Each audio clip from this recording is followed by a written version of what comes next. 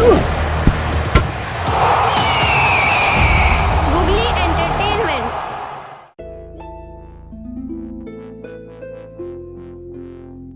ਜਤਿੰਦਰ ਬਰਾੜ ਜੀ ਹੋਰਾਂ ਦਾ ਤੇ ਮੇਰੇ ਖਿਆਲ ਨਾਲ ਅੰਮ੍ਰਿਤਸਰ ਦੇ ਕਲਾਕਾਰ ਕਦੀ ਦੇਣਾ ਦੇ ਹੀ ਨਹੀਂ ਸਕਦੇ। ਅਸੀਂ ਆਪਣੇ ਚੰਮ ਦੀਆਂ ਜੁੱਤੀਆਂ ਵੀ ਲਵਾ ਕੇ ਪਾਈਏ ਉਹਨਾਂ ਨੂੰ ਤੇ ਤਾਂ ਵੀ ਉਹ ਦੇਣਾ ਅਸੀਂ ਨਹੀਂ ਦੇ ਸਕਦੇ। ਜਤਿੰਦਰ ਬਰਾੜ ਜੀ ਦੀ ਏਡੀ ਵੱਡੀ ਦੇਣ ਹੈ। ਬਲਵੰਤ ਗਾਰਗੀ ਉਹਨਾਂ ਨੂੰ ਮੈਨੂੰ ਇਸ ਕਰਕੇ ਚੰਗੇ ਲੱਗਦੇ ਆ, ਬਹੁਤ ਜ਼ਿਆਦਾ ਚੰਗੇ ਲੱਗਦੇ ਆ ਐਜ਼ ਏ ਰਾਈਟਰ, ਕਿਉਂਕਿ ਉਹ ਆਪਣੇ ਮੁੱਦੇ ਤੋਂ ਕਦੇ ਨਹੀਂ ਭਟਕਦੇ। ਗੂਗਲੀ ਐਂਟਰਟੇਨਮੈਂਟ ਚੈਨਲ ਦੇਖ ਰਹੇ ਸਾਰੇ ਦਰਸ਼ਕਾਂ ਨੂੰ ਪਿਆਰ ਭਰੀ ਸਤਿ ਸ਼੍ਰੀ ਅਕਾਲ। ਇਸ ਐਪੀਸੋਡ 14 ਦੇ ਵਿੱਚ ਅਸੀਂ ਤੁਹਾਡੇ ਵਾਸਤੇ ਲੈ ਕੇ ਆਏ ਹਾਂ ਪ੍ਰਸਿੱਧ ਅਦਾਕਾਰ ਤੇ ਡਾਇਰੈਕਟਰ ਮਨਚਪ੍ਰੀਤ ਜੀ ਨੂੰ। ਮਨਚਪ੍ਰੀਤ ਜੀ ਦੇ ਨਾਲ ਹੋਣਗੀਆਂ ਜ਼ਿੰਦਗੀ ਦੇ ਤੈਅ ਕੀਤੇ ਪੈਂਡੇ ਦੀਆਂ ਗੱਲਾਂ, ਤੇ ਮਿਲਦੇ ਹਾਂ ਮਨਚਪ੍ਰੀਤ ਜੀ ਨੂੰ। ਸਤਿ ਸ਼੍ਰੀ ਅਕਾਲ ਜੀ। ਸਭ ਤੋਂ ਪਹਿਲਾਂ ਤਾਂ ਧੰਨਵਾਦ ਤੁਹਾਡਾ ਰਮੇਸ਼ ਜੀ, ਤੇ ਧੰਨਵਾਦ ਗੂਗਲੀ ਐਂਟਰਟੇਨਮੈਂਟ ਚੈਨਲ ਦਾ। ਬਹੁਤ ਬਹੁਤ ਸ਼ੁਕਰੀਆ, ਤੁਸੀਂ ਮੈਨੂੰ ਇਸ ਕਾਬਲ ਸਮਝਿਆ। ਨਹੀਂ, ਤੁਸੀਂ ਬਹੁਤ ਕਾਬਲ ਹੋ ਜੀ, ਹਮੇਸ਼ਾ ਹੀ ਸਾਡੇ ਦਿਲ ਦੇ ਵਿੱਚ ਵਸਦੇ ਹੋ। ਔਰ ਦਿਲ ਦੇ ਵਿੱਚ ਵਸਦੇ ਨਹੀਂ ਹੋ, ਦਿਲ ਦੇ ਬਹੁਤ ਨੇੜੇ ਤੇ ਕਰੀਬ ਹੋ, ਧੜਕਦੇ ਹੋ ਦਿਲ ਦੇ ਵਿੱਚ। ਥੈਂਕ ਯੂ, ਸ਼ੁਕਰੀਆ। ਤੇ ਗੱਲਬਾਤ ਕਰਦੇ ਹਾਂ ਜੀ ਕਿ ਮੁੱਢਲਾ ਸਫ਼ਰ ਜਿਹੜਾ ਵਾ ਉਹ ਤੁਸੀਂ ਸਿੱਖਿਆ ਦਾ ਜਿਹੜਾ ਕਿੱਥੋਂ ਸ਼ੁਰੂ ਕੀਤਾ?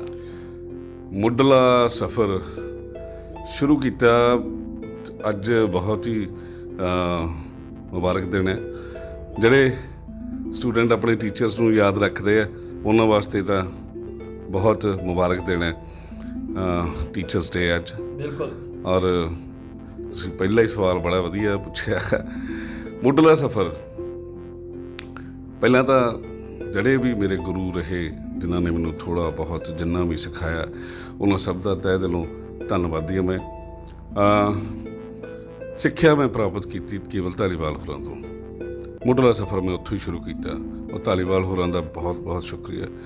ਨਵਾਂ ਨੇ ਉਹਨਾਂ ਨੂੰ ਚਰਨਾਂ ਦੇ ਵਿੱਚ ਕਿ ਉਹਨਾਂ ਨੇ ਮੈਨੂੰ ਇਸ ਲਾਈਨ ਦੇ ਵਿੱਚ ਬਹੁਤ ਸਪੋਰਟ ਕੀਤਾ, ਬਹੁਤ ਕੁਝ ਸਿਖਾਇਆ। ਮੁੱਢਲਾ ਸਫ਼ਰ ਸ਼ੁਰੂ ਹੋਇਆ ਮੇਰਾ ਜੀ 1992 ਦੇ ਵਿੱਚ। 1992 ਦੇ ਵਿੱਚ ਮੇਰੇ ਬ੍ਰਦਰ ਸੀਗੇ ਸੁਖਦੇਵਪ੍ਰੀਤ, ਉਹ ਵੀ ਥੀਏਟਰ ਐਕਟਰ ਡਾਇਰੈਕਟਰ ਸੀਗੇ। ਬਹੁਤ ਵਧੀਆ ਪਰਸਨੈਲਿਟੀ ਸੀ, ਬਹੁਤ ਖੁਸ਼ਦਿਲ ਬੰਦਾ ਹੈ, ਸੋਹਣਾ ਖੂਬਸੂਰਤ। ਉਹਨਾਂ ਦੀ ਡੈਥ ਹੋ ਗਈ, ਉਹਨਾਂ ਨੂੰ ਟੈਰਰਿਸਟਾਂ ਨੇ ਮਾਰ ਦਿੱਤਾ ਸੀਗਾ। ਅਤੇ ਉਸ ਤੋਂ ਬਾਅਦ ਫਿਰ ਘਰਦੇ ਕਹਿੰਦੇ ਕਿ ਨਹੀਂ, ਮੇਰੇ ਮਦਰ ਜ਼ਿਆਦਾ ਕਰਦੇ ਸੀਗੇ, ਕਹਿੰਦੇ ਨਹੀਂ ਇੱਕ ਮਾਰਤਾ ਅਤੇ ਹੁਣ ਤੇਰੀ ਵਾਰੀ ਹੈ, ਤੂੰ ਜਾ। ਪੁੱਤਾਂ ਦੀ ਘਾਟ ਨਹੀਂ ਹੈ।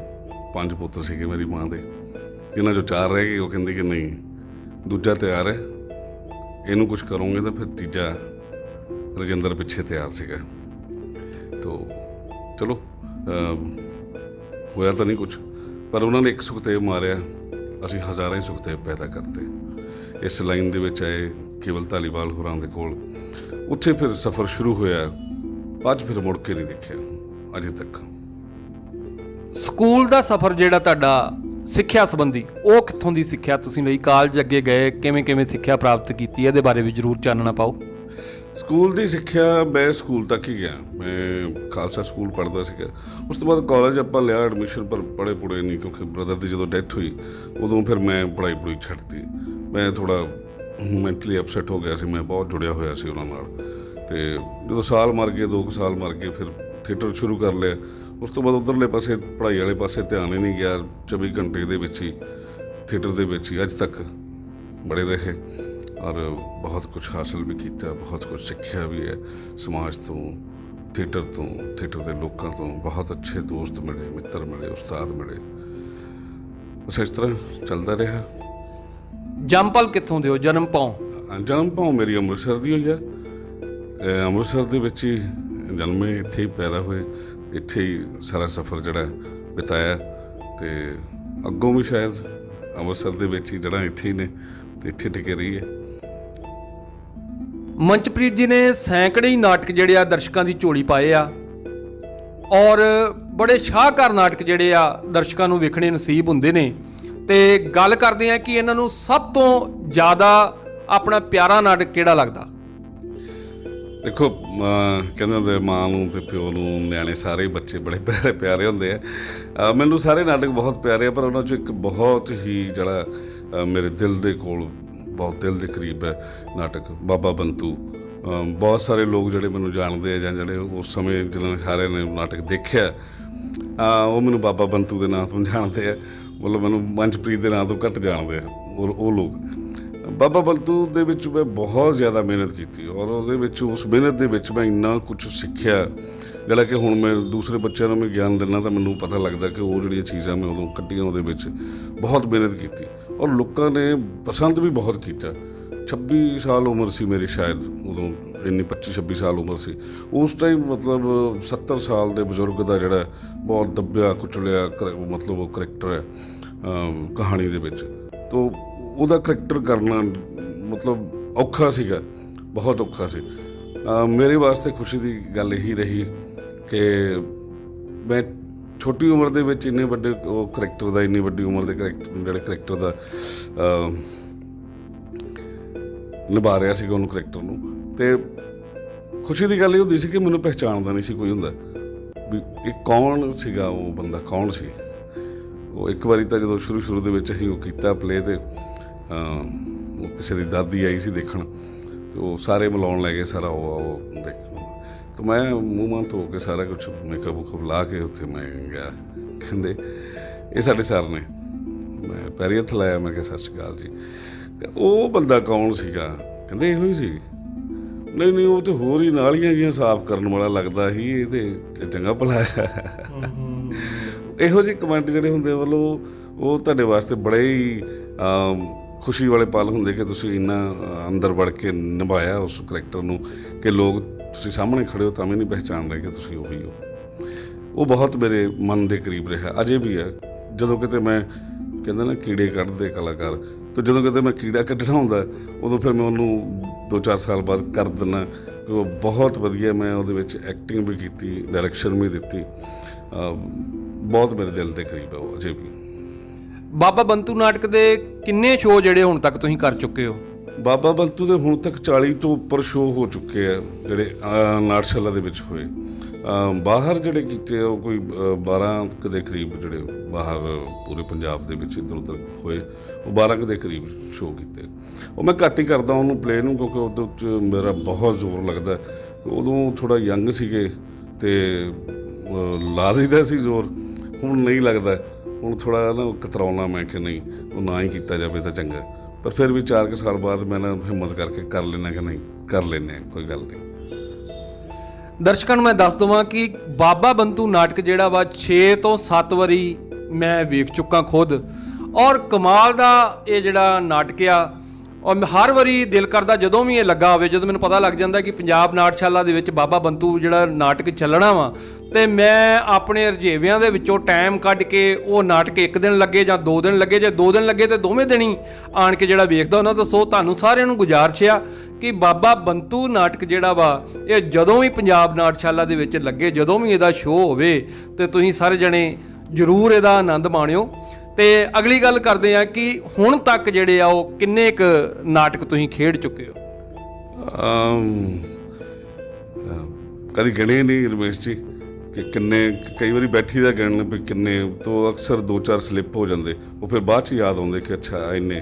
ਉਹ ਕਿਸੇ ਕਿਉਂਕਿ PhD ਤਕਰੀਬਨ ਕਰਦੇ ਰਹਿੰਦੇ ਨੇ ਸਟੂਡੈਂਟ ਥੀਏਟਰ ਦੇ ਉੱਤੇ ਜਾਂ ਕਿਸੇ ਹੋਰ ਚੀਜ਼ ਦੇ ਉੱਤੇ, ਅਤੇ ਉਹ ਡਾਟਾ ਮੰਗਦੇ ਹੁੰਦੇ, ਸਰ ਤੁਸੀਂ ਆਪਣਾ ਡਾਟਾ ਦਿਓ ਅਤੇ ਕਿੰਨੇ ਨਾਟਕ ਕੀਤੇ। ਅਤੇ ਉਹ ਜਦੋਂ ਉਹਨਾਂ ਨੂੰ ਲਿਖ ਕੇ ਦੇਈਦਾ ਵੀ ਇੰਨੇ ਨਾਟਕ ਹੋਏ ਆ, ਅਤੇ ਜਦੋਂ ਬਾਅਦ 'ਚ ਵੇਖੀਦਾ ਉਹ 5-6 ਉਹ ਵੀ ਰਹਿ ਗਏ, ਆ ਵੀ ਰਹਿ ਗਿਆ, ਉਹ ਵੀ ਕੀਤਾ ਸੀ।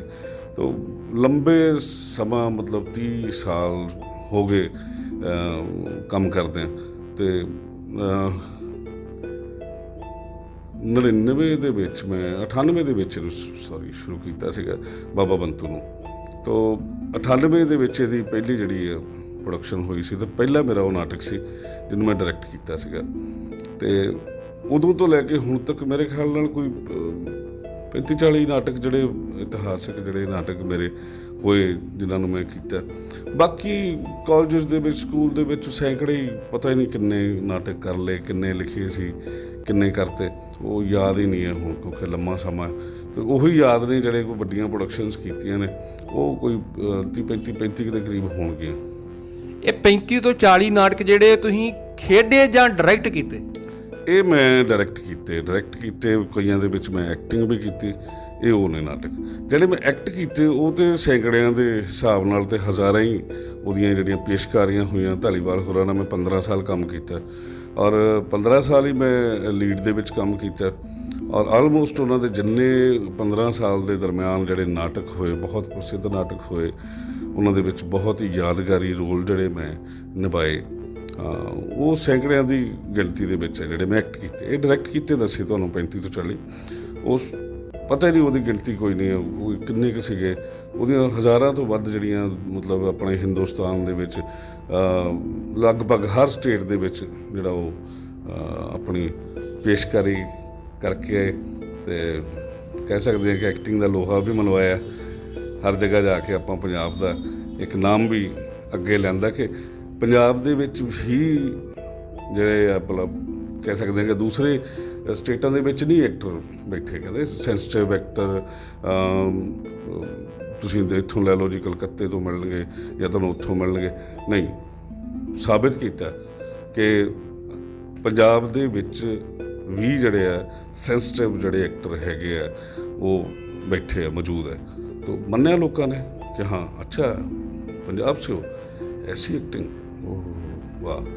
ਤਾਂ ਮਜ਼ਾ ਆਉਂਦਾ ਜਦੋਂ ਜਾ ਕੇ ਦੂਸਰੀ ਸਟੇਟ ਦੇ ਵਿੱਚ ਤੁਸੀਂ ਕੰਮ ਕਰਦੇ ਹੋ, ਕੰਪੈਰੀਜ਼ਨ ਕਰਦੇ ਹੋ ਤੁਸੀਂ ਆਪਣਾ ਅਤੇ ਦੂਸਰੇ ਐਕਟਰਾਂ ਦੇ ਨਾਲ, ਜਿਹੜੇ ਮਜ਼ੇ ਹੋਏ ਐਕਟਰ ਹੈ, ਜਿਹੜੇ ਮੰਨੇ ਹੋਏ ਐਕਟਰ ਹੈ ਇੰਡੀਆ ਦੇ, ਅਤੇ ਉਹਨਾਂ ਦੇ ਨਾਲ ਤੁਹਾਨੂੰ ਉਹਨਾਂ ਦੇ ਬਰਾਬਰ ਕੰਮ ਕਰਨ ਦਾ ਮੌਕਾ ਮਿਲਦਾ ਤਾਂ ਤੁਸੀਂ ਦੇਖਦੇ ਹੋ ਕਿ ਤੁਸੀਂ ਕਿੱਥੇ ਖੜ੍ਹੇ ਹੋ। ਤਾਂ ਅਸੀਂ ਬਹੁਤ ਵਧੀਆ ਜਗ੍ਹਾ 'ਤੇ ਖੜ੍ਹੇ ਹਾਂ ਔਰ ਮੈਂ ਬਹੁਤ ਆਪਣੇ ਤਰ੍ਹਾਂ ਦੇ ਐਕਟਰ ਜਿਹੜੇ ਆ ਤਿਆਰ ਕਰ ਚੁੱਕੇ ਹਾਂ, ਬਹੁਤ ਸਾਰੇ ਕਰ ਰਹੇ ਹਾਂ। ਮੇਰਾ ਮਕਸਦ ਹੀ ਇਹ ਹੋਇਆ, ਮੈਂ ਅਕੈਡਮੀ ਸ਼ੁਰੂ ਕੀਤੀ ਹੈ, ਐਕਟਿੰਗ ਅਕੈਡਮੀ, ਪਿਛਲੇ 10 ਸਾਲ ਤੋਂ। ਤਾਂ ਮੇਰਾ ਮਕਸਦ ਹੀ ਇਹ ਹੋਇਆ ਕਿ ਮੈਂ ਆਪਣੇ ਵਰਗੇ, ਕਿਉਂਕਿ ਪੰਜਾਬ ਦੇ ਵਿੱਚ ਮੈਂ ਨਹੀਂ ਕਹੂੰਗਾ ਕਿ ਬਹੁਤ ਜ਼ਿਆਦਾ ਨੇ, ਨਾ ਹੀ ਬਹੁਤ ਘੱਟ ਨੇ, ਮਤਲਬ ਦਰਮਿਆਨੀ ਜੀ ਇੱਕ ਰੇਸ਼ੋ ਹੈ ਜਿਹੜੇ ਸੈਂਸਿਟਿਵ ਮੁੱਦਿਆਂ ਨੂੰ ਫੜਦੇ ਆ, ਕਲਾਕਾਰ ਸੈਂਸਿਟਿਵ ਕਰੈਕਟਰਸ ਨੂੰ ਫੜਦੇ ਆ ਔਰ ਉਹਨਾਂ ਨੂੰ ਨਿਭਾਉਂਦੇ ਆ। ਕਈ ਵਾਰੀ ਬਹੁਤ ਸਾਰੇ ਲੋਕ ਫੜ ਲੈਂਦੇ ਕਰੈਕਟਰ ਪਰ ਨਿਭਾਇਆ ਨਹੀਂ ਜਾਂਦਾ, ਤਾਂ ਘੱਟ ਗਿਣਤੀ ਹੈ ਸੈਂਸਿਟਿਵ ਐਕਟਰਾਂ ਦੀ। ਤਾਂ ਮੇਰਾ ਮਕਸਦ ਇਹ ਹੋਇਆ ਕਿ ਬਹੁਤ ਜਿਹੜੇ ਸੈਂਸਿਟਿਵ ਜਿਹੜੇ ਕਰੈਕਟਰ ਨੇ ਉਹਨਾਂ ਨੂੰ ਨਿਭਾਉਣ ਵਾਲੇ ਜਿਹੜੇ ਮੈਂ ਐਕਟਰ ਜਿਹੜੇ ਤਿਆਰ ਕਰ ਰਹੇ ਹਾਂ, ਤਾਂ ਕਾਫੀ ਸਾਰੇ ਤਿਆਰ ਨੇ, ਕੰਮ ਕਰ ਰਹੇ ਨੇ। ਆਉਣ ਵਾਲੇ ਸਮੇਂ ਦੇ ਵਿੱਚ ਜਿੱਦਾਂ ਸਾਡੀ ਪਹਿਲੀ ਇੱਕ ਸੀਗੀ ਪਾਰੀ ਸੀਗੀ, ਉਹਦੇ ਵਿੱਚ ਕਿੰਨੇ ਸਾਰੇ ਸਾਹਮਣੇ ਆਏ ਐਕਟਰ।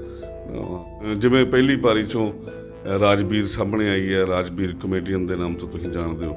ਮੰਨਤ ਸਿੰਘ ਸਾਹਮਣੇ ਆਈ ਹੈ, ਰਾਜੀਵ ਢੀਂਗਰਾ, ਰਾਜੀਵ ਠਾਕੁਰ ਸਟਾਰ ਨੇ, ਇਸ ਟਾਈਮ ਕੰਮ ਕਰ ਰਿਹਾ ਬਹੁਤ ਵਧੀਆ।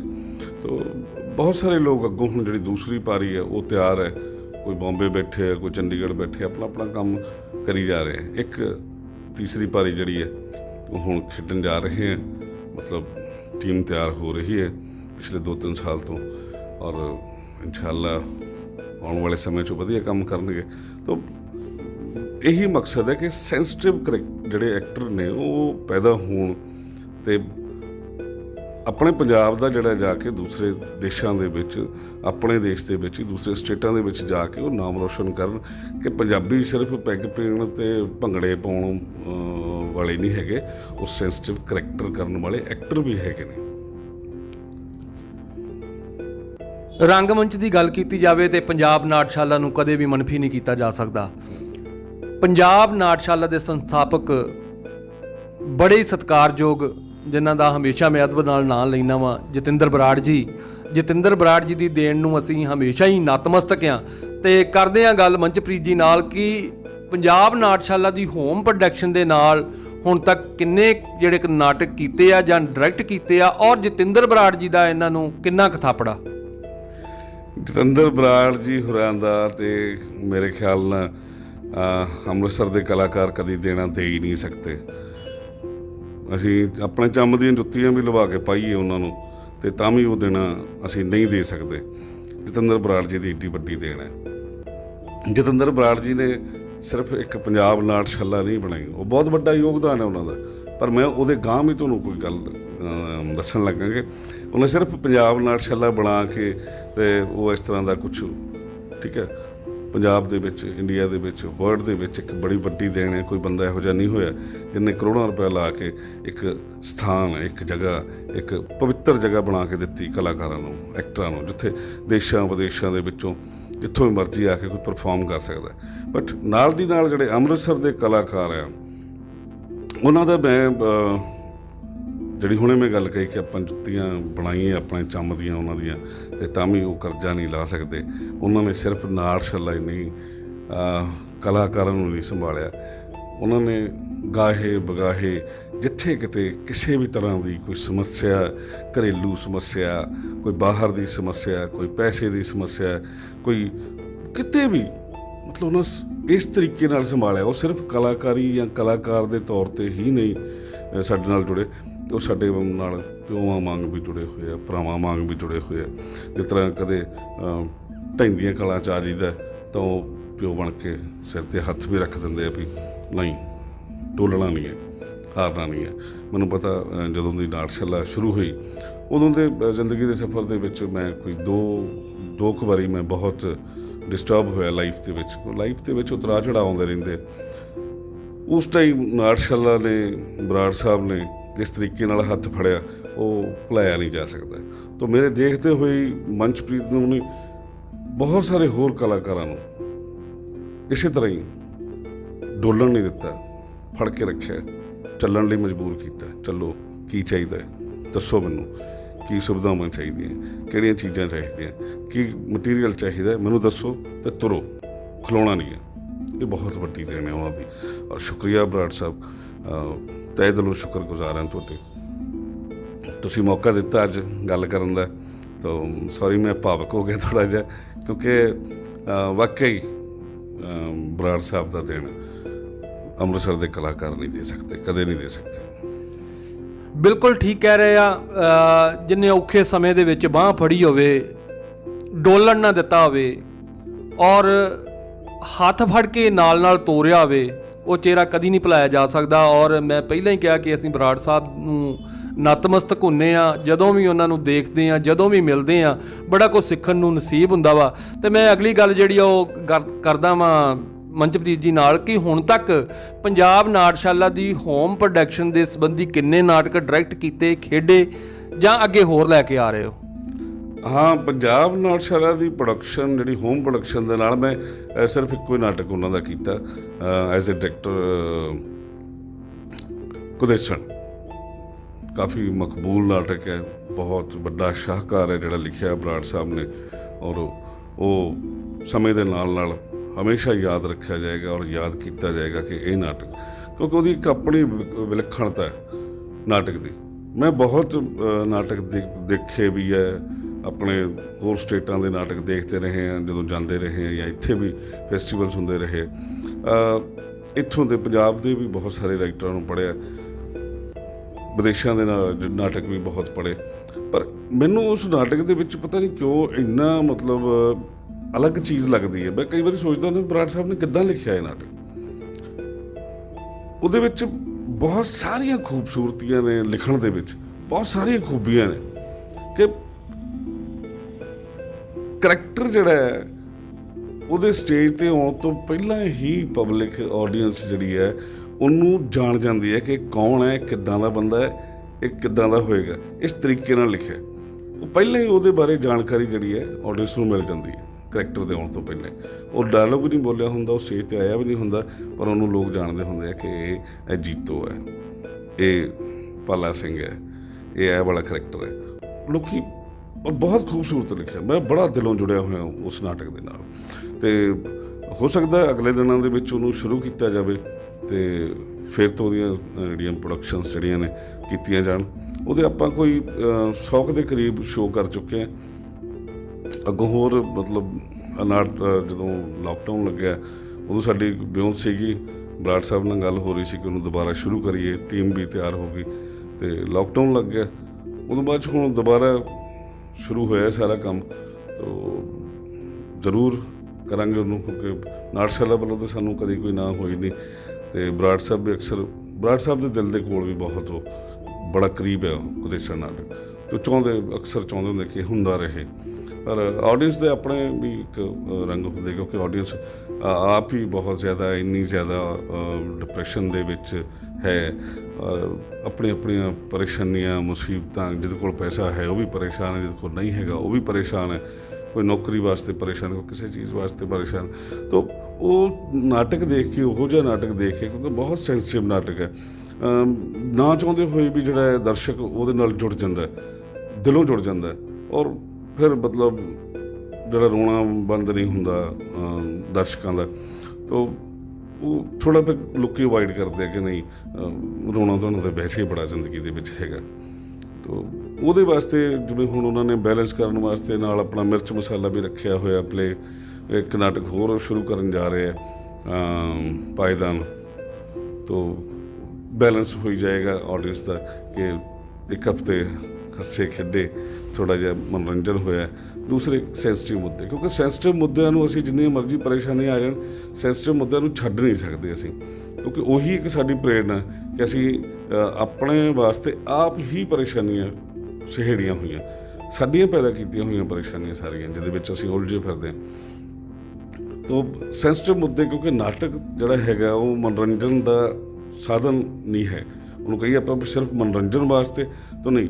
ਨਾਟਕ ਬਣਿਆ ਕਿਉਂ ਸੀ, ਨਾਟਕ ਲਿਖਣਾ ਕਿਉਂ ਪਿਆ, ਨਾਟਕ ਹੋ ਕਿਉਂ ਰਿਹਾ, ਉਹ ਇਸੇ ਕਰਕੇ ਹੋ ਰਿਹਾ ਕਿ ਨਾਟਕ ਇੱਕ ਸ਼ੀਸ਼ਾ ਹੈ ਜਿਹਦੇ ਵਿੱਚੋਂ ਸਮਾਜ ਨੂੰ, ਸਮਾਜ ਦੀਆਂ ਕੁਰੀਤੀਆਂ, ਕੀਤੇ ਗਏ ਕਰਮ, ਹੈ ਨਾ, ਵਧੀਕੀਆਂ, ਉਹਨਾਂ ਦਾ ਚਿਹਰਾ ਦਿਖਾਉਂਦਾ ਕਿ ਤੁਸੀਂ ਕਿੱਥੇ ਕਿੱਥੇ ਗਲਤ ਸੀ। ਜਦੋਂ ਕੋਈ ਬੰਦਾ ਇਹੋ ਜਿਹਾ ਦੇਖਦਾ ਬੈਠ ਕੇ ਕਿ ਮੈਂ ਵੀ ਆਹ ਕੀਤਾ, ਹੈ ਨਾ, ਉਹ ਆਹ ਚੀਜ਼ ਤਾਂ ਮੇਰੇ ਨਾਲ ਵਾਪਰੀ ਹੈ, ਮੈਂ ਇਹ ਕੀਤੀ ਹੈ, ਕਿਉਂਕਿ ਕਰਨ ਦੇ ਨਾਲ ਨਾਲ ਅਸੀਂ ਹੱਲ ਵੀ ਦੱਸਦੇ, ਸਲਿਊਸ਼ਨ ਵੀ ਕਹਿੰਦੇ ਜ਼ੁਲਮ ਜੇ ਕਰਨਾ ਪਾਪ ਹੈ ਅਤੇ ਜ਼ੁਲਮ ਸਹਿਣਾ ਵੀ ਪਾਪ ਹੈ। ਹੁਣ ਜਿਹਦੇ ਨਾਲ ਵਾਪਰੀ ਹੁੰਦੀ ਉਹ ਵੀ ਕੁਛ ਸਿੱਖ ਕੇ ਜਾਂਦਾ ਕਿ ਮੈਂ ਜ਼ੁਲਮ ਸਹਿਣਾ ਨਹੀਂ ਅੱਗੋਂ, ਅਤੇ ਜਿਹਨੇ ਕੀਤਾ ਹੁੰਦਾ ਉਹਨੂੰ ਵੀ ਲੱਗਦਾ ਕਿਤੇ ਨਾ ਕਿਤੇ ਕਿ ਬਈ ਮੈਂ ਕੀਤੀ ਹੈ ਵਧੀਕੀ, ਮੈਨੂੰ ਥੋੜ੍ਹਾ ਜਿਹਾ ਕੰਟਰੋਲ ਕਰਨਾ ਚਾਹੀਦਾ ਆਪਣੇ ਆਪ 'ਤੇ, ਜਾਂ ਪਛਤਾਵਾ ਜਿਹੜਾ ਹੈਗਾ ਉਹਦਾ ਮੈਨੂੰ ਪਛਤਾਪ ਕਰਨਾ ਚਾਹੀਦਾ। ਤਾਂ ਉਦੋਂ ਉਹਨੂੰ ਨਹੀਂ ਛੱਡ ਸਕਦੇ ਸੈਂਸਿਟਿਵ ਮੁੱਦਿਆਂ ਨੂੰ। ਤਾਂ ਨਾਟਕ ਉਸੇ ਦਾ ਨਾਂ ਆ, ਮਨੋਰੰਜਨ ਹੈ ਆ, ਅਸੀਂ ਕਰਦੇ ਹਾਂ, ਬਸ ਇਸੇ ਗੱਲ ਨੂੰ ਕਰਦੇ ਕਿ ਬੈਲੈਂਸ ਹੋਇਆ ਰਹੇ, ਕਿ ਲੋਕ ਨਾਟਕ ਤੋਂ ਭੱਜਣ ਨਾ ਲੱਗ ਜਾਣ ਕਿ ਨਾਟਕ ਤਾਂ ਰੋਣ ਧੋਣ ਦਾ ਹੀ ਨਾਂ ਆ, ਨਾਟਕ ਤਾਂ ਲੋਕ ਰੋਂਦੇ ਧੋਂਦੇ ਰਹਿੰਦੇ ਆ, ਕੀ ਜਾਣ ਦਾ ਫਾਇਦਾ, ਘਰ ਵੀ ਰੋਣਾ ਧੋਣਾ, ਉੱਥੇ ਵੀ ਜਾ ਕੇ ਅਸੀਂ ਰੋਣਾ ਧੋਣਾ ਦੇਖਣਾ। ਤਾਂ ਉਹਨੂੰ ਬੈਲੈਂਸ ਕਰਨ ਵਾਸਤੇ ਅਸੀਂ ਨਾਲ ਕਾਮੇਡੀ ਪਲੇ ਵੀ ਕਰਦੇ ਹਾਂ, ਜਿਹਦੇ ਨਾਲ ਕਿ ਉਹਦੇ ਵਿੱਚ ਵੀ ਮੈਸੇਜ ਹੁੰਦਾ ਕਿਤੇ ਨਾ ਕਿਤੇ। ਉਹ ਹੱਸਦੇ ਹੱਸਦੇ ਆਪਣੀ ਗੱਲ ਕਹਿ ਜਾਂਦੇ, ਲੋਕ ਹੱਸਦੇ ਹੱਸਦੇ ਹਜ਼ਮ ਵੀ ਕਰ ਲੈਂਦੇ ਆ। ਤਾਂ ਬੈਲੈਂਸ ਕਰਨ ਵਾਸਤੇ ਕਿ ਲੋਕ ਨਾਟਕ ਨੂੰ ਇਹੀ ਨਾ ਸਮਝਣ ਕਿ ਨਾਟਕ ਤਾਂ ਬਸ ਰੋਣਾ ਧੋਣਾ ਹੀ ਹੁੰਦਾ, ਇਸ ਕਰਕੇ ਉਹ ਨਾਲ ਕਾਮੇਡੀ ਪਲੇਜ਼ ਵੀ। ਅਤੇ ਉਹ ਇਸੇ ਤਰ੍ਹਾਂ ਹੀ ਉਸੇ ਲੜੀ ਦੇ ਵਿੱਚ ਹੀ ਪਰੋ ਕੇ ਜਿਹੜੇ ਅਗਲੇ ਪ੍ਰੋਗਰਾਮ ਲੈ ਕੇ ਆ ਰਹੇ ਆ ਪੰਜਾਬ ਨਾਟਸ਼ਾਲਾ, ਕਿ ਨਾਲ ਬੈਲੈਂਸ ਰੱਖਿਆ ਜਾਵੇ, ਹਲਕਾ ਫੁਲਕਾ ਜਿਹਾ ਕਾਮੇਡੀ ਵੀ ਜਿਹਦੇ ਵਿੱਚ ਮੈਸੇਜ ਵੀ ਹੋਵੇ, ਅਤੇ ਸੈਂਸਿਟਿਵ ਮੁੱਦੇ ਜਿਹੜੇ ਉਹਨਾਂ 'ਤੇ ਵੀ ਗੱਲ ਕੀਤੀ ਜਾਵੇ। ਕਦੇਸਨ ਨਾਟਕ ਦੀ ਜੇ ਗੱਲ ਕਰਾਂ ਤਾਂ ਜਿਸ ਤਰ੍ਹਾਂ ਤੁਸੀਂ ਦੱਸਿਆ ਕਿ ਇਹ ਜ਼ਿਆਦਾਤਰ ਜਿਸ ਤਰ੍ਹਾਂ ਭਾਵੁਕ ਕਰ ਜਾਂਦਾ ਦਰਸ਼ਕਾਂ ਨੂੰ, ਅਤੇ ਉਹਦੇ ਵਿਚਲੇ ਕਈ ਕਿਰਦਾਰ ਜਿਹੜੇ ਨੇ, ਜਿਹੜੇ ਹਾਸੀਆਂ ਖੇਡੀਆਂ ਵੀ ਪਾਉਂਦੇ ਆ, ਕੁਝ ਨਾ ਕੁਝ ਠੱਠਾ ਵੀ ਵਿੱਚ ਹੁੰਦਾ ਵਾ, ਮਖੌਲ, ਸਾਰੀਆਂ ਚੀਜ਼ਾਂ, ਜਿਸ ਤਰ੍ਹਾਂ ਅਮਲੀ ਦਾ ਕਿਰਦਾਰ ਉਹਦੇ ਵਿੱਚ ਬਹੁਤ ਵਧੀਆ ਵਾ। ਅਤੇ ਉਹਦੇ ਨਾਲ ਹੀ ਜਿਸ ਤਰ੍ਹਾਂ ਪੰਜਾਬ ਦੇ ਪਿੰਡਾਂ ਦੇ ਸੀਨ ਜਿਹੜੇ ਆ, ਢੋਲ ਢਮੱਕੇ ਵਾਲੇ ਸਾਰੇ ਹੀ ਬਹੁਤ ਵਧੀਆ ਜਿਹੜਾ ਵਾ। ਔਰ ਮੈਨੂੰ ਲੱਗਦਾ ਵਾ ਕਿ ਜਦੋਂ ਪੰਜਾਬ ਨਾਟਸ਼ਾਲਾ ਦੀ ਮੈਂ ਇੱਕ ਖਾਸੀਅਤ ਵੇਖੀ ਆ ਕਿ ਉਹ ਪੰਜੀਰੀ ਦੀ ਮਹਿਕ ਜਿਹੜੀ ਆ ਉਹ ਸਾਰੇ ਨਾਲ ਹੀ ਹਾਲ ਮਹਿਕ ਉੱਠਦਾ ਵਾ, ਉਹ ਪੰਜੀਰੀ ਵੀ ਮੁੜ ਕੇ ਵੰਡੀ ਜਾਂਦੀ ਆ। ਇੱਕ ਜਿਹੜੀਆਂ ਗੱਲਾਂ ਜਿਹੜੀਆਂ ਵਾ, ਇੱਕ ਭਾਵੁਕ ਕਰਨ ਦੇ ਨਾਲ ਨਾਲ ਇੱਕ ਉਹ ਜਿਹੜਾ ਦਰਸ਼ਕਾਂ ਨੂੰ ਆਪਣੇ ਨਾਲ ਜੋੜ ਕੇ ਰੱਖਦਾ ਵਾ, ਮਨੋਰੰਜਨ ਵੀ ਕਰਦਾ। ਉਹੀ ਮੈਂ ਕਿਹਾ ਨਾ, ਬੈਲੈਂਸ ਉਸ ਸਕ੍ਰਿਪਟ ਦੇ ਵਿੱਚ, ਕਦੇਸਨ ਸਕ੍ਰਿਪਟ ਦੇ ਵਿੱਚ ਬਹੁਤ ਹੀ ਸਹਿਜ ਤਰੀਕੇ ਨਾਲ, ਬਹੁਤ ਹੀ ਟੈਕਨੀਕਲੀ ਬਰਾੜ ਸਾਹਿਬ ਨੇ ਉਹਨੂੰ ਇਸ ਤਰੀਕੇ ਨਾਲ ਪਰੋਇਆ ਹੋਇਆ ਵਾ ਕਿ ਗੱਲ ਵੀ ਕਹਿਣੀ ਹੈ, ਚੋਟ ਵੀ ਲਾਉਣੀ ਹੈ, ਅਤੇ ਹੱਸਦੇ ਹੱਸਦੇ ਲਾਉਣੀ। ਸਾਰੇ ਨਾਟਕ ਦੇ ਵਿੱਚ ਉਹ ਹਸਾਉਂਦੇ ਵੀ ਹੈ, ਕਦੇਸਨ ਦੀ, ਗੰਗਾ ਦੀ ਜਿਹੜੀ ਹੈ ਦੁਖਾਂਤ ਵੀ ਹੈ ਨਾਲ ਦੀ ਨਾਲ ਚੱਲ ਰਿਹਾ, ਨਾਲ ਦੀ ਨਾਲ ਆਡੀਅנס ਰਿਲੈਕਸ ਵੀ ਹੋ ਰਹੀ। ਇੱਕ ਸੀਨ ਦੇ ਵਿੱਚ ਉਹ ਜੇ ਦੁਖੀ ਹੋਏ ਆ, ਦੂਸਰੇ ਸੀਨ 'ਚ ਉਹ ਰਿਲੈਕਸ ਵੀ ਹੋ ਗਏ। ਬਟ ਲਾਸਟ ਤਿੰਨ ਸੀਨ ਜਿਹੜੇ ਮਤਲਬ ਲਗਾਤਾਰ ਕਿ ਉਹ ਕਲਾਈਮੈਕਸ ਵੱਲ ਵੱਧਦੇ ਆ, ਅਤੇ ਉਹ ਲਗਾਤਾਰ ਦੁਖੀ ਕਰਨ ਵਾਲੇ ਮਤਲਬ ਹੈਗੇ ਆ। ਅਤੇ ਉਸ ਪੋਰਸ਼ਨ ਨੂੰ ਹੀ ਜਿਹੜਾ ਤਿੰਨ ਜਿਹੜੇ ਸੀਨ ਹੈ ਉਹਦੇ ਨਾਲ ਹੀ ਜਿਹੜੇ ਲੋਕ ਮਤਲਬ ਭਾਵੁਕ ਹੋ ਜਾਂਦੇ ਆ, ਦੁਖੀ ਹੋ ਜਾਂਦੇ ਆ। ਅਤੇ ਉਹੀ ਲੈ ਕੇ ਜਾਂਦਾ ਬਟ ਬਰਾੜ ਸਾਹਿਬ ਨੇ ਮਤਲਬ ਉਹਨੂੰ ਇਸ ਤਰੀਕੇ ਨਾਲ ਲਿਖਤਾ ਹੋਇਆ ਕਿ ਆਪਣੀ ਗੱਲ ਵੀ ਕਹੀ ਹੈ, ਲੋਕਾਂ ਦਾ ਮਨੋਰੰਜਨ ਵੀ ਕੀਤਾ ਹੈ। ਸ਼ੈਲੀ ਭਾਸ਼ਾ ਬਹੁਤ ਵਧੀਆ ਉਹਦੇ ਵਿੱਚ ਉਹਨਾਂ ਨੇ ਵਰਤੀ ਹੈ। ਡਾਇਲੋਗ ਜਿਹੜੇ ਉਹਨਾਂ ਨੇ ਗੱਲ ਦੇ ਪਿੱਛੇ ਗੱਲ ਜਿਹੜੀ ਕੀਤੀ ਹੈ ਕਿ ਡਾਇਲੋਗ ਬੋਲ ਅਸੀਂ ਜੋ ਰਹੇ ਹਾਂ ਉਹਦੇ ਪਿੱਛੇ ਬਹੁਤ ਸਾਰੀਆਂ 100 ਕਾਰਨ 100 ਸਵਾਲ ਜਿਹੜੇ ਨੇ ਉਹ ਛੁਪੇ ਹੁੰਦੇ। ਬਹੁਤ ਵਧੀਆ ਸਕ੍ਰਿਪਟ ਲਿਖੀ ਹੈ। ਅਨੇਕਾਂ ਨਾਟਕਾਂ ਨੂੰ ਦਰਸ਼ਕਾਂ ਦੇ ਰੂਬਰੂ ਕਰਨ ਵਾਲੇ ਮੰਚਪ੍ਰੀਤ ਜੀ ਦੇ ਨਾਲ ਹੁਣ ਗੱਲ ਕਰਦੇ ਹਾਂ ਕਿ ਇਹਨਾਂ ਨੂੰ ਸਭ ਤੋਂ ਵੱਧ ਨਾਟਕ ਖੇਡਣੇ ਕਿਹੜੇ ਨਾਟਕਕਾਰ ਦੇ ਪਸੰਦ ਨੇ। ਨਾਟਕ ਮੈਂ ਵੈਸੇ ਜਿੰਨੇ ਵੀ ਹੁਣ ਤੱਕ ਖੇਡੇ ਤਕਰੀਬਨ ਲੱਭ ਕੇ ਵਧੀਆ ਰਾਈਟਰਾਂ ਦੇ ਵਧੀਆ ਨਾਟਕ ਤੋਂ ਮੈਨੂੰ ਮੈਂ ਜ਼ਿਆਦਾ ਤਾਂ ਨਹੀਂ ਖੇਡਿਆ ਬਲਵੰਤ ਗਾਰਗੀ ਹੋਰਾਂ ਨੂੰ। ਮੈਂ 2 ਨਾਟਕ ਖੇਡੇ ਪਰ 2 ਨਾਟਕ ਖੇਡਣ ਦੇ ਨਾਲ ਮੈਂ ਉਹਨਾਂ ਦੇ 10 ਨਾਟਕ ਪੜ੍ਹੇ ਵੀ ਜਿਹੜੇ ਕਿ ਉਹਨਾਂ ਨੇ ਕਿਤਾਬ ਪਈ ਹੈ ਮੇਰੇ ਕੋਲ ਬਲਵੰਤ ਗਾਰਗੀ ਦੀ। ਇਹ 'ਚ 10 ਨਾਟਕ ਨੇ ਗਾਰਗੀ ਦੇ ਔਰ ਉਹ ਵਸੀਅਤ ਕਰ ਗਿਆ ਕਿ ਇਹੀ 10 ਨਾਟਕ ਮੇਰੇ ਗਿਣੇ ਜਾਣ। ਬਾਕੀ ਉਹਨਾਂ ਨੇ 100 ਦੇ ਕਰੀਬ ਨਾਟਕ ਲਿਖੇ, ਉਹਨਾਂ ਨਾਟਕਾਂ ਨੂੰ ਮੇਰੇ ਨਾਟਕ ਨਾ ਮੰਨਿਆ ਜਾਵੇ। ਤੋ ਇਹਦੇ ਵਿੱਚ ਸਾਰੇ ਜਿਹੜੇ ਸ਼ਾਹਕਾਰ ਨਾਟਕ ਨੇ ਉਹਨਾਂ ਦੇ ਉਹ ਹੈ। ਤੋ ਬਲਵੰਤ ਗਾਰਗੀ ਉਹਨਾਂ ਨੂੰ ਮੈਨੂੰ ਇਸ ਕਰਕੇ ਚੰਗੇ ਲੱਗਦੇ ਆ, ਬਹੁਤ ਜ਼ਿਆਦਾ ਚੰਗੇ ਲੱਗਦੇ ਆ ਐਜ਼ ਏ ਰਾਈਟਰ, ਕਿਉਂਕਿ ਉਹ ਆਪਣੇ ਮੁੱਦੇ ਤੋਂ ਕਦੀ ਨਹੀਂ ਭਟਕਦੇ। ਉਹ ਜਿਸ ਮੁੱਦੇ 'ਤੇ ਇੱਕ ਨਾਟਕ ਲਿਖਿਆ ਹੈ ਉਸ ਮੁੱਦੇ ਦੇ ਉੱਤੇ ਉਹ ਐਂਡ ਤੱਕ ਕਾਬਜ ਰਹਿੰਦੇ। ਉਹਨਾਂ ਦੀ ਪਕੜ 'ਚ ਹੁੰਦਾ, ਉਹਨਾਂ ਦੀ ਕਲਮ ਦੇ ਵਿੱਚ ਇੰਨੀ ਜ਼ਿਆਦਾ ਪਕੜ ਹੈ ਕਿ ਉਹ ਕਾਬਜ ਰਹਿੰਦੇ ਆਪਣੇ ਮੁੱਦੇ ਦੇ ਉੱਤੇ। ਵਿੱਚ ਬਹੁਤ ਕੁਝ ਆਉਂਦਾ ਹੈ ਸਟੋਰੀਜ਼ ਦੇ ਵਿੱਚ, ਕਿਉਂਕਿ ਪਤਾ ਹੈ ਸਟੋਰੀ ਚੱਲਣੀ ਹੈ ਲੰਬੇ, ਔਰ ਕੋਈ ਵੀ ਇਹਨਾਂ ਦਾ ਨਾਟਕ ਜਿਹੜਾ 1.5-2 ਘੰਟੇ ਤੋਂ ਮਤਲਬ ਥੱਲੇ ਹੈ ਨਹੀਂ। ਤਾਂ ਦੂਸਰੀ ਗੱਲ ਜਿਹੜੀ ਬਲਵੰਤ ਗਾਰਗੀ ਉਹਨਾਂ ਦੀ ਚੰਗੀ ਲੱਗਦੀ ਹੈ ਕਿ ਉਹਨਾਂ ਦੇ ਹਰ ਡਾਇਲੋਗ ਦੇ ਪਿੱਛੇ ਇੱਕ ਵਜ੍ਹਾ ਹੈ। ਅਸੀਂ ਕਹਿੰਦੇ ਸਟੋਰੀ ਦੇ ਪਿੱਛੇ ਕੋਈ ਵਜ੍ਹਾ ਹੈ, ਉਹਨਾਂ ਦੇ ਹਰ ਡਾਇਲੋਗ ਦੇ ਪਿੱਛੇ ਕੋਈ ਵਜ੍ਹਾ ਹੈ। ਹਰ ਡਾਇਲੋਗ ਦੇ ਪਿੱਛੇ ਇੱਕ ਪੂਰੇ ਦਾ ਪੂਰਾ ਨਾਟਕ ਲੁਕਿਆ ਹੋਇਆ ਹੈ। 2 ਘੰਟੇ ਦਾ ਨਾਟਕ ਹੈ, ਉਹਦੇ ਹਰ ਡਾਇਲੋਗ ਦੇ ਵਿੱਚ ਤੁਸੀਂ ਲੱਭਣ ਤੁਰ ਜਾਓਗੇ ਨਾ, ਹਰ ਡਾਇਲੋਗ ਦੇ ਪਿੱਛੇ ਤੁਹਾਨੂੰ ਇੱਕ ਪੂਰੀ ਦਾ ਪੂਰੀ ਹਿਸਟਰੀ, ਪੂਰੀ ਦੀ ਪੂਰੀ ਸਟੋਰੀ ਨਜ਼ਰ ਆਏਗੀ।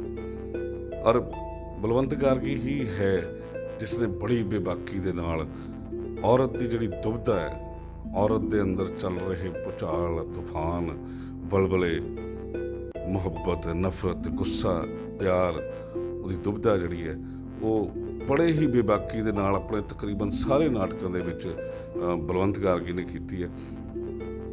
ਬਹੁਤ ਖੂਬਸੂਰਤ ਰਾਈਟਰ ਹੈ ਜਿਹੜਾ ਕਿ ਪੰਜਾਬ ਦੇ ਵਿੱਚ ਨਹੀਂ ਪੂਰੀ ਦੁਨੀਆ ਦੇ ਵਿੱਚ ਮਸ਼ਹੂਰ ਹੈ। ਤੋ ਮੈਂ 2 ਨਾਟਕ ਇਹਨਾਂ ਦੇ ਕੀਤੇ ਹੈ। ਹੁਣ ਇੱਕ ਨਾਟਕ ਇਹਨਾਂ ਦਾ ਮੈਂ ਹੋਰ ਜਿਹੜਾ ਹੈਗਾ ਕਿ ਅੱਗੇ ਵਿਉਂਤ ਹੈਗੀ ਹੈ ਕੀਤਾ ਜਾਵੇ ਕਿ ਉਹ ਸਾਰੇ ਜਿੰਨੇ ਨਾਟਕ ਮੈਂ ਇਹਨਾਂ ਦੇ ਪੜ੍ਹੇ ਉਹਦੇ ਵਿੱਚ ਔਰਤ ਦੀ ਬੜੀ ਖੂਬਸੂਰਤੀ ਨਾਲ ਔਰ ਬੜੀ ਬੇਬਾਕੀ ਨਾਲ ਗੱਲ ਕੀਤੀ ਹੈ। ਤੁਸੀਂ 2 ਨਾਟਕ ਕਿਹੜੇ ਕਰੇ ਇਹਨਾਂ ਨੇ? ਮੈਂ ਇੱਕ ਤਾਂ ਇਹਨਾਂ ਦਾ ਲੋਹਾ ਕੁੱਟ ਕੀਤਾ, ਲੋਹਾ ਕੁੱਟ, ਤੇ ਦੂਸਰਾ ਨਾਟਕ ਕੀਤਾ ਬਲ ਦੇ ਟਿੱਬੇ। ਲੋਹਾ ਕੁੱਟ ਇਹੋ ਜਿਹਾ ਨਾਟਕ ਹੈ ਕਿ ਜਿਹਨੂੰ ਹੁਣ ਤੱਕ ਪੰਜਾਬ ਦੇ ਵੱਡੇ ਜਿਹੜੇ ਗਰੁੱਪ ਨੇ ਉਹ ਲਗਭਗ ਸਾਰਿਆਂ ਨੇ ਕੀਤਾ ਹੋਇਆ। ਬਲਵੰਤ ਗਾਰਗੀ ਦੇ ਨਾਟਕ ਕਰਕੇ ਅਸੀਂ ਬਲਵੰਤ ਗਾਰਗੀ ਨੂੰ ਪ੍ਰਸਿੱਧੀ ਨਹੀਂ ਦੇ ਰਹੇ, ਅਸੀਂ ਆਪ ਪ੍ਰਸਿੱਧ ਹੋ ਜਾਂਦੇ ਹਾਂ ਬਲਵੰਤ ਗਾਰਗੀ ਦੇ ਨਾਟਕ ਕਰਕੇ। ਮੈਨੂੰ ਬਹੁਤ ਪ੍ਰਸਿੱਧੀ ਮਿਲੀ ਲੋਹਾ ਕੁੱਟ ਕਰਕੇ। ਉਹ ਲੋਹਾ ਕੁੱਟ ਮੈਂ ਅੱਜ ਵੀ ਕਰਦਾ, ਉਹਦੇ ਕੋਈ 25 ਤੋਂ ਉੱਪਰ ਸ਼ੋਅ ਹੋ ਚੁੱਕੇ ਆ ਨਾਟਸ਼ਾਲਾ ਦੇ ਵਿੱਚ। ਅੱਜ ਵੀ ਮੈਂ ਕਰਦਾ ਅਤੇ ਹਾਊਸਫੁੱਲ ਹੁੰਦਾ ਜਦੋਂ ਵੀ ਮੈਂ ਕਰਦਾ, ਅਤੇ ਅਸੀਂ ਪ੍ਰਸਿੱਧ ਹੋ ਜਾਂਦੇ ਹਾਂ ਬਲਵੰਤ ਗਾਰਗੀ ਦਾ ਨਾਟਕ ਕਰਕੇ। ਦੂਸਰਾ ਨਾਟਕ ਮੈਂ ਕੀਤਾ ਸੀਗਾ ਬਲ ਦੇ ਟਿੱਬੇ। ਬਲ ਦੇ ਟਿੱਬੇ ਬਹੁਤ ਖੂਬਸੂਰਤ ਨਾਟਕ ਹੈ। ਉਹ ਜਿਹੜਾ ਹੈਗਾ ਇਹਨਾਂ ਨੇ ਅਡੋਪਟ ਕੀਤਾ ਸੀਗਾ, ਇੰਗਲਿਸ਼ ਪਲੇ ਹੈਗਾ ਉਹਦੇ ਤੋਂ, ਅਤੇ ਉਹ ਵੀ ਬਹੁਤ ਖੂਬਸੂਰਤ ਨਾਟਕ ਲੋਕ ਦੇਖਦੇ ਆ ਬਹੁਤ। ਕਈ ਵਾਰੀ ਬਹੁਤ ਸਾਰੇ ਲੋਕ, ਕਿਉਂਕਿ ਉਹਨਾਂ ਦੀ ਕਲਮ ਬੜੀ ਬੇਬਾਕ ਹੈ, ਤਾਂ ਕਈ ਵਾਰੀ ਸਮਝ ਨਹੀਂ ਪਾਉਂਦੇ ਲੋਕ ਉਸ ਚੀਜ਼ ਨੂੰ, ਕਿਉਂਕਿ ਗਾਰਗੀ ਸਾਹਿਬ ਹਰ ਗੱਲ ਦੇ ਪਿੱਛੇ, ਮੈਂ ਤੁਹਾਨੂੰ ਦੱਸਿਆ ਕਿ ਉਹਨਾਂ ਦੇ ਹਰ ਡਾਇਲੋਗ ਦੇ ਪਿੱਛੇ ਕੋਈ ਵਜ੍ਹਾ ਹੁੰਦੀ ਹੈ। ਉਹੀ ਡਾਇਲੋਗ ਬੋਲ ਕੇ ਉਹਨਾਂ ਦਾ ਕੋਈ ਜਿਹੜਾ ਨਾਟਕ ਦੇ ਵਿੱਚ ਚਲਾਇਆ ਤੁਸੀਂ ਬੋਲੋ। ਹੁਣ ਤਾਂ ਬਹੁਤਾ ਯਾਦ ਨਹੀਂ ਹੋਣਾ ਕਿ ਡਾਇਲੋਗ ਸੀ ਲੋਹਾ ਕੁੱਟ ਦਾ। ਉਹਦੀ ਬੇਟੀ ਜਿਹੜੀ ਹੈ ਉਹ ਬੋਲਦੀ ਹੈ ਕਿ ਹਾਏ ਰੱਬਾ ਮੇਰੇ ਅੰਦਰ ਇੰਨੀ ਅੱਗ ਕਿਉਂ ਭਰ ਦਿੱਤੀ, ਜੀ ਕਰਦਾ ਹੈ ਕਾਲੀਆਂ ਰਾਤਾਂ ਨੂੰ ਕਾਲੇ ਵਿਹੜੇ ਵਿੱਚ ਘੁੰਮਦੀ ਫਿਰਾਂ, ਅਤੇ ਮੁੱਕੀਆਂ ਮਾਰ ਮਾਰ ਭੰਨਦਿਆਂ ਇਸ ਵਿਹੜੇ ਦੀਆਂ ਕੰਧਾਂ ਨੂੰ। ਹੁਣ ਉਹਦੇ ਪਿੱਛੇ ਜਿਹੜਾ ਹੈਗਾ, ਦੇਖੋ ਇਸ ਡਾਇਲੋਗ ਦੇ ਪਿੱਛੇ ਇੱਕ ਕੁੜੀ ਆ, ਉਹਦੀ ਕਿੰਨੀਆਂ ਸਾਰੀਆਂ ਸੱਦਰਾਂ ਕਿ ਪਿੰਡ ਦੇ ਵਿੱਚੋਂ ਪਹਿਲੇ ਡਾਇਲੋਗ ਬੋਲਦੀ ਕਿ ਪਿੰਡ ਦੇ ਵਿੱਚ ਜਦੋਂ ਨਿਕਲਦੀ ਕਿੱਥੇ ਜਾਂਦੀ ਕਿੱਥੋਂ ਆਉਣੀ ਹੈ, ਕਿਹਦੇ ਨਾਲ ਗੱਲ ਕਰਦੀ ਹੈ, ਸਭ ਕੁਝ ਵੇਖਦੀਆਂ ਨੇ ਇਸ ਮਤਲਬ ਲੋਕਾਂ ਦੀਆਂ ਅੱਖਾਂ, ਸਮਾਜ ਦੀਆਂ ਅੱਖਾਂ। ਮੈਂ ਕੈਦ ਹਾਂ ਇਸ ਵਿਹੜੇ ਦੇ ਵਿੱਚ। ਉਹਦੀ ਜਿਹੜੀ ਇੰਨੀ ਬੇਬਾਕੀ ਨਾਲ ਇਹਨਾਂ ਨੇ ਗੱਲ ਕੀਤੀ ਹੈ ਕਿ ਮਤਲਬ ਅੱਗ ਹੈ ਮੇਰੇ ਅੰਦਰ, ਤੋ ਰਾਤ ਨੂੰ ਮਤਲਬ ਜਿਹੜੀ ਮੈਂ ਸੌਂ ਨਹੀਂ ਸਕਦੀ, ਮੈਂ ਕਾਲੇ ਵਿਹੜੇ ਦੇ ਵਿੱਚ ਮੇਰਾ ਘੁੰਮਣ ਨੂੰ ਜੀ ਕਰਦਾ, ਕਾਲੀ ਰਾਤ ਦੇ ਵਿੱਚ। ਤੋ ਮੈਂ ਇਹ ਚਾਰ ਦੀਵਾਰੀ ਦੇ ਅੰਦਰ ਕੈਦ ਹੈ, ਮੇਰਾ ਜੀ ਕਰਦਾ ਮੈਂ ਮੁੱਕੀਆਂ ਮਾਰ ਭੰਨਦਿਆਂ ਇਹਨਾਂ ਕੰਧਾਂ ਨੂੰ। ਇਹਦੇ ਪਿੱਛੇ ਪੂਰੀ ਦੀ ਪੂਰੀ ਸਟੋਰੀ ਹੈ, ਪੂਰੇ ਦਾ ਪੂਰਾ ਇੱਕ ਮਤਲਬ ਕਹਾਣੀ ਹੈ ਇੱਕ ਡਾਇਲੋਗ ਦੇ ਵਿੱਚ। ਹਰ ਡਾਇਲੋਗ ਦੇ ਵਿੱਚ ਕੋਈ ਡਾਇਲੋਗ ਮੈਨੂੰ ਬਹੁਤੇ ਯਾਦ ਨਹੀਂ ਹੈਗੇ, ਮੈਂ ਤੁਸੀਂ ਕੋਈ ਵੀ ਡਾਇਲੋਗ ਬੋਲ ਦੋਗੇ ਉਹਦਾ ਅਤੇ ਮੈਂ ਤੁਹਾਨੂੰ ਉਹਦਾ ਪਿੱਛੇ ਅਰਥ ਦੱਸੂਗਾ ਕਿ ਇਹ ਬਲਵੰਤ ਗਾਰਗੀ ਕੀ ਕਹਿਣਾ ਚਾਹੁੰਦਾ। ਮੈਂ ਇੰਨੀ ਬਰੀਕੀ ਨਾਲ ਉਹਨਾਂ ਨੂੰ ਪੜ੍ਹਿਆ ਹੋਇਆ। ਬਹੁਤ ਵਧੀਆ, ਬਹੁਤ ਕਮਾਲ ਦੇ ਰਾਈਟਰ, ਮੈਨੂੰ ਬਹੁਤ ਮਜ਼ਾ ਆਉਂਦਾ ਇਹਨਾਂ ਦੇ ਨਾਟਕ ਖੇਡ ਕੇ। ਤੁਹਾਡੇ ਹੁਣ ਤੱਕ ਦੇ ਜਿਹੜੇ ਨਾਟਕ ਤੇ ਤੁਸੀਂ ਬੜੇ ਖੇਡੇ ਆ, ਜਿਹੜੇ ਤੁਹਾਡੀਆਂ ਉਂਗਲਾਂ ਦੇ ਉੱਤੇ, ਪੋਟਿਆਂ ਦੇ ਉੱਤੇ ਨਾਟਕ ਨੇ, ਜਿਹੜੇ ਦਰਸ਼ਕਾਂ ਨੇ ਵੀ ਬੇਹੱਦ ਪਸੰਦ ਕੀਤੇ ਆ, ਉਹਨਾਂ ਦੇ ਨਾਂ ਜ਼ਰੂਰ ਦੱਸੋ। ਬਲ ਦੇ ਟਿੱਬੇ ਹੈਗਾ, ਤੁਹਾਨੂੰ ਦੱਸਿਆ ਹੁਣ, ਲੋਹਾ ਕੁੱਟ ਹੈ, ਕੁਦੇਸਣ ਹੈ, ਨਾਂ ਹੀ ਨਹੀਂ ਯਾਦ ਆਉਂਦੇ ਹੁਣ। ਲੂਣਾ ਵੀ ਮੈਂ ਖੇਡਿਆ ਸੀਗਾ ਇਹਨਾਂ ਦਾ, ਸ਼ਿਵ ਕੁਮਾਰ ਹੋਰਾਂ ਦਾ। ਬਾਬਾ ਬੰਤੂ ਹੈ, ਹੁਣ ਤਾਂ ਸੁਧਰ ਜਾਓ, ਲੁਕਣ ਮੀਚੀਆਂ, ਉਧਾਰਾ ਪਤੀ, ਇੰਨੇ ਕੀ ਯਾਦ ਆ ਰਹੇ ਨੇ ਹੁਣ, ਕਿਉਂਕਿ 2 ਸਾਲ ਹੋ ਗਏ ਇਹਨਾਂ ਦੇ ਵਿੱਚੋਂ ਨਿਕਲੇ ਹੋਏ ਸੀਗੇ। ਹੁਣ ਫਿਰ ਗੱਡੀ ਜਿਹੜੀ ਹੈ ਪਟੜੀ 'ਤੇ ਆਈ ਹੈ, ਫਿਰ ਕਦੀ ਗੱਲ ਕਰਾਂਗੇ ਤਾਂ ਫਿਰ 20-25 ਨਾਟਕਾਂ ਦੇ ਨਾਂ ਤਾਂ ਮੈਂ ਦੱਸ ਹੀ ਦਊਂਗਾ। ਤੇ ਹੁਣ ਜਿਹੜਾ ਨਾਲ ਦੀ ਨਾਲ ਹੀ ਇਹਨਾਂ ਨੇ ਇੱਕ ਤੇ ਐਕਟਿੰਗ ਕਲਾਸ ਜਿਹੜੀ ਸ਼ੁਰੂ ਕੀਤੀ, ਔਰ ਅੱਗੇ ਬੱਚਿਆਂ ਵਾਸਤੇ ਨਵਾਂ ਪਲੇਟਫਾਰਮ ਲੈ ਕੇ ਆਏ ਆ। ਲਾਕਡਾਊਨ ਦੇ ਦਰਮਿਆਨ ਹੀ ਹੁਣ ਜੇ ਪਿੱਛੇ ਜੇ ਸ਼ੁਰੂ ਕੀਤਾ, ਉਹ ਪੁੱਛਦੇ ਆ ਕਿ ਉਸ ਅਕੈਡਮੀ ਦਾ ਕੀ ਨਾਂ ਰੱਖਿਆ ਵਾ ਤੇ ਕਿਵੇਂ ਉਹ ਜਿਹੜਾ ਪਲੇਟਫਾਰਮ ਹੈ ਬੱਚਿਆਂ ਦੀ ਸਹਾਈ ਹੋਊਗਾ। ਆਪਾਂ ਡਾਂਸ, ਹਾਂਜੀ, ਮੈਂ ਨਾ ਇਹਦੇ ਐਕਟਿੰਗ ਦੇ ਨਾਲ ਡਾਂਸ ਇੱਕ ਅਕੈਡਮੀ ਵੀ ਸ਼ੁਰੂ ਕੀਤੀ ਹੈ, ਜਿਹਦੇ ਵਿੱਚ ਹਰ ਫਾਰਮ ਜਿਹੜੀ ਹੈ ਉਹਦੇ ਵਿੱਚ ਭੰਗੜਾ, ਗਿੱਧਾ, ਜਿਹੜੇ ਹੋਰ ਡਾਂਸਿਸ ਨੇ ਤਕਰੀਬਨ ਜਿਹੜੀਆਂ ਮਤਲਬ ਆਪਣੇ ਇੰਡੀਅਨ ਡਾਂਸ ਫਾਰਮਸ ਨੇ ਜਾਂ ਵਿਦੇਸ਼ੀ ਡਾਂਸ ਫਾਰਮਸ ਨੇ, ਲੋਕ ਪਸੰਦ ਕਰਦੇ ਆ। ਸਵੇਰੇ ਉਹਦੀਆਂ ਜਿਹੜੀਆਂ ਹੈਗੀਆਂ ਨੇ ਫਿਟਨੈਸ ਕਲਾਸਿਸ ਜਿਹੜੀਆਂ ਲੱਗਦੀਆਂ ਨੇ, ਉਹ ਹੈ। ਉਹਦਾ ਇਹ ਹੈ ਕਿ ਮੈਂ ਬਹੁਤ ਘੱਟ ਫੀਸ ਦੇ ਵਿੱਚ ਜਿਹੜਾ, ਕਿਉਂਕਿ ਪਹੁੰਚ ਨਹੀਂ ਹੁੰਦੀ ਉਹਦੇ ਵਿੱਚ, ਅਸੀਂ ਦੇਖਦੇ ਹਾਂ ਕਿ ਜਿਵੇਂ ਹੁਣ ਆਪਾਂ ਹੈਲਥ ਕਲੱਬ ਦੇਖ ਲੈਂਦੇ ਹਾਂ ਜਾਂ ਡਾਂਸ ਸਕੂਲ ਦੇਖ ਲੈਂਦੇ ਹਾਂ, ਤਾਂ ਉਹ ਅਮੀਰ ਲੋਕ ਹੀ ਜਾ ਪਾਉਂਦੇ ਉੱਥੇ, ਉਹ ਮਾੜੇ ਬੰਦੇ ਦੀ ਪਹੁੰਚ ਘੱਟ ਹੁੰਦੀ ਹੈ। ਤਾਂ ਉਹਦੇ ਵਿੱਚ ਇਹ ਹੈ ਕਿ ਬਹੁਤ ਇੰਨੀ ਛੋਟੀ ਫੀਸ ਰੱਖੀ ਹੋਈ ਹੈ ਕਿ ਜਿਹੜੇ ਆਰਾਮ ਨਾਲ ਜਿਹੜੇ ਹੈਗੇ ਹਰ ਵਰਗ ਦੇ ਲੋਕ ਉੱਥੇ ਆਪਣਾ ਆ ਕੇ ਬੱਚਿਆਂ ਨੂੰ ਸਿਖਾ ਸਕਦੇ ਆ। ਔਰ ਬੱਚਿਆਂ ਕੋਲ ਕਲਾ, ਦੇਖੋ ਮੈਂ ਤਾਂ ਇੱਕੋ ਚੀਜ਼ ਕਹਿੰਦਾ, ਜ਼ਰੂਰੀ ਨਹੀਂ ਐਕਟਿੰਗ ਸਿਖਾਓ ਜਾਂ ਡਾਂਸ ਸਿਖਾਓ, ਹਰ ਬੱਚੇ ਦੀ ਕੋਈ ਨਾ ਕੋਈ ਤੁਸੀਂ ਐਕਸਟਰਾ ਐਕਟੀਵਿਟੀ ਜ਼ਰੂਰ ਕਰਾਓ। ਸਿਰਫ ਪੜ੍ਹਾਈ ਉਹਦੇ ਵਿੱਚ ਬੱਚਾ ਜਿਹੜਾ ਸਿਰਫ ਇੱਕ ਮਸ਼ੀਨਰੀ ਦਾ ਪੁਰਜਾ ਬਣ ਕੇ ਰਹਿ ਜਾਂਦਾ, ਉਹ ਇਨਸਾਨ ਨਹੀਂ ਰਹਿੰਦਾ। ਤੇ ਐਕਸਟਰਾ ਕੋਈ ਵੀ ਐਕਟੀਵਿਟੀਜ਼, ਚਾਹੇ ਉਹਨੂੰ ਸਪੋਰਟਸ ਦੇ ਵਿੱਚ ਪਾ ਦਿੱਤਾ ਤੁਸੀਂ, ਚਾਹੇ ਐਕਟਿੰਗ ਦੇ ਵਿੱਚ ਪਾ ਦਿੱਤਾ, ਜਾਂ ਮਿਊਜ਼ਿਕ ਦੇ ਵਿੱਚ ਪਾ ਦਿੱਤਾ, ਜਾਂ ਤੁਸੀਂ ਸਿੰਗਿੰਗ ਦੇ ਵਿੱਚ ਪਾ ਦਿੱਤਾ, ਜਾਂ ਡਾਂਸਿੰਗ ਦੇ ਵਿੱਚ ਪਾ ਦਿੱਤਾ, ਤਾਂ ਉਸ ਬੱਚੇ ਦੀ ਗਰੋਥ ਦੇਖਿਓ, ਤੁਹਾਨੂੰ 2-4-6 ਮਹੀਨੇ ਦੇ ਵਿੱਚ ਰਿਜ਼ਲਟ ਮਿਲਣੇ ਸ਼ੁਰੂ ਹੋ ਜਾਂਦੇ। ਉਹ ਇੱਕ ਬਹੁਤ ਵੱਡੀ ਇੱਕ ਸੋਚ ਹੈ, ਅਸੀਂ ਕਹਿ ਦਿੰਦੇ ਕਿ ਨਹੀਂ ਇਹ ਬੇਕਾਰ ਨਹੀਂ। ਮੈਂ ਰਿਜ਼ਲਟ ਦੇਖਿਆ, ਮੇਰੇ ਲਗਭਗ ਜਿੰਨੇ ਸਟੂਡੈਂਟ ਸੀਗੇ ਜਿਹੜੇ ਪੜ੍ਹ ਰਹੇ ਸੀਗੇ ਐਕਟਿੰਗ ਕਲਾਸਿਸ ਦੇ ਵਿੱਚ, ਉਹ ਸਾਰੇ ਟੌਪਰ ਸੀਗੇ। ਉਹ ਇੱਥੇ ਆਪਣਾ 2 ਘੰਟੇ 4 ਘੰਟੇ 6 ਘੰਟੇ ਦੇ ਕੇ ਵੀ ਪੜ੍ਹਦੇ ਸੀ ਅਤੇ ਉਹ ਫਿਰ ਵੀ ਟੌਪਰ ਸੀਗੇ। ਉਹ ਕਾਲਜ ਦਾ ਕੰਮ ਵੀ ਕਰਦੇ ਸੀਗੇ, ਯੂਥ ਫੈਸਟੀਵਲ ਵੀ ਕਰਨਾ, ਹੋਰ ਜਿਹੜੇ ਹੈਗੇ ਐਨੂਅਲ ਫੰਕਸ਼ਨ ਸੀਗੇ ਉਹ ਸਾਰੇ ਔਰਗੇਨਾਈਜ਼ ਵੀ ਕਰਦੇ ਸੀ, ਉਹਨੂੰ ਐਕਟ ਵੀ ਕਰਦੇ ਸੀ, ਉਹਨੂੰ ਹੋਸਟ ਵੀ ਕਰਦੇ ਸੀ, ਫਿਰ ਵੀ ਉਹ ਟੌਪਰ ਸੀ। ਕਿਉਂਕਿ ਬੱਚੇ ਦੇ ਦਿਮਾਗ ਨੂੰ ਜਿਹੜੀ ਹੈ ਰਿਲੈਕਸੇਸ਼ਨ ਕਦੋਂ ਮਿਲਦੀ ਹੈ? ਮਿਲਦੀ ਹੋਈ ਨਹੀਂ। ਹੋਮਵਰਕ ਉਹ ਐ ਕਰਨਾ, ਉਹ ਮੈਡਮ ਦਾ ਫਲਾਣਾ ਮੈਥ ਦਾ ਰਹਿ ਗਿਆ, ਉੱਥੇ ਟਿਊਸ਼ਨ ਜਾਣਾ, ਸਾਰਾ ਦਿਨ ਟਿਊਸ਼ਨਾਂ ਉੱਥੋਂ ਇੱਥੇ ਉਹ ਰਿਲੈਕਸ ਹੀ ਨਹੀਂ ਹੁੰਦਾ। ਬੱਚਾ ਰਿਲੈਕਸ ਉੱਥੇ ਹੁੰਦਾ ਜਿੱਥੇ ਉਹਦਾ ਮਨ ਖੁਸ਼ ਹੁੰਦਾ, ਤੇ ਮਨ ਉਹਦਾ ਖੁਸ਼ ਹੁੰਦਾ ਜੇ ਉਹਦਾ ਡਾਂਸ ਨੂੰ ਜੀ ਕਰਦਾ ਉਹਨੂੰ ਡਾਂਸ ਕਲਾਸ ਦੇ ਵਿੱਚ ਪਾ ਦਿਓ, ਜੇ ਉਹਦਾ ਭੰਗੜਾ ਪਾਉਣ ਨੂੰ ਜੀ ਕਰਦਾ ਉਹਨੂੰ ਭੰਗੜੇ ਵਾਲੀ ਕਲਾਸ 'ਚ ਪਾ ਦਿਓ, ਜੇ ਉਹਦਾ ਮਿਊਜ਼ਿਕ ਦਾ ਜੀ ਕਰਦਾ ਉਹਨੂੰ ਮਿਊਜ਼ਿਕ 'ਚ ਪਾ ਦਿਓ। ਫਿਰ ਰਿਜ਼ਲਟ ਦੇਖੋ ਕਿ ਬੱਚਾ ਜਿਹੜਾ ਹੈ ਉਹ ਕਿੰਨਾ ਐਕਟਿਵ ਔਰ ਕਿੰਨੀ ਜ਼ਿਆਦਾ ਮਤਲਬ ਉਹਦੀ ਗਰੋਥ ਜਿਹੜੀ ਹੈ ਕਿੰਨੀ ਸਟਰੈਂਥ ਉਹਦੀ ਕਿੰਨੀ ਵੱਧਦੀ ਹੈ। ਤੇ ਹੁਣ ਮਨਚਪ੍ਰੀਤ ਜੀ ਨੂੰ ਪੁੱਛਦੇ ਹਾਂ ਘਰ ਪਰਿਵਾਰ ਬਾਰੇ, ਘਰ ਦੇ ਵਿੱਚ ਕੌਣ ਕੌਣ ਆ ਪਰਿਵਾਰ ਦੇ ਵਿੱਚ, ਤੇ ਨਾਲ ਹੀ ਪੁੱਛਦੇ ਹਾਂ ਕਿ ਇਹਨਾਂ ਦੀ ਅਕੈਡਮੀ ਦਾ ਨਾਂ ਕੀ ਆ, ਜਿਹੜੇ ਸਾਰੇ ਦਰਸ਼ਕ ਜਿਹੜੇ ਆ ਇਸ ਅਕੈਡਮੀ ਤੋਂ ਵੀ ਵਾਕਫ ਹੋ ਜਾਣ। ਮੇਰੀ ਅਕੈਡਮੀ ਦਾ ਨਾਂ ਹੈ ਰੰਗਕਰਮੀ ਮੰਚ ਅੰਮ੍ਰਿਤਸਰ, ਔਰ ਮੋਣੀ ਪਾਰਕ ਖਾਲਸਾ ਕਾਲਜ ਦੇ ਸਾਹਮਣੇ ਇਹ ਸਥਾਨ ਹੈ ਗੁਰਦੁਆਰਾ ਸਾਹਿਬ ਦੇ ਕੋਲ। ਫੈਮਿਲੀ ਦਾ ਜਿੱਥੋਂ ਤੁਸੀਂ ਪੁੱਛਿਆ ਕਿ ਫੈਮਿਲੀ, ਅਸੀਂ ਬਹੁਤ ਵੱਡੀ ਫੈਮਿਲੀ ਹੈ, ਜੁਆਇੰਟ ਫੈਮਿਲੀ ਹੈ।